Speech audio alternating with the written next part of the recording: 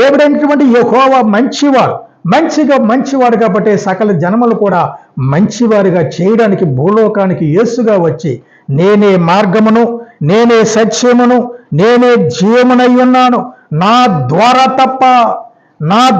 తప్ప ఎవరునూ పరలోక రాజ్యములో ప్రవేశింప చేయలేరు.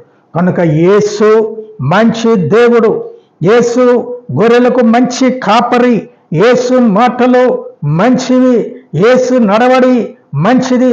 మనల్ని కూడా మంచి వారిగా చేయడానికి భూలోకానికి యేసుగా వచ్చి తనకు అమూల్యమైనటువంటి రక్తమును చిందించి పాపము నుండి, శాపము నుండి, మరణము నుంచి, దుర్మార్గత నుంచి, నరకము నుండి తప్పించి నిత్య జీవానికి వారసుడుగా ఉండడానికి ఆయన అమూల్యమైనటువంటి రక్తమును చిందించి మరణించి 3వ దినమును తిరిగి లేచి ఆయన పరలోకానికి వెళ్ళి ఆయన త్వరగా వచ్చుచూ ఉన్నాడు. దేవుని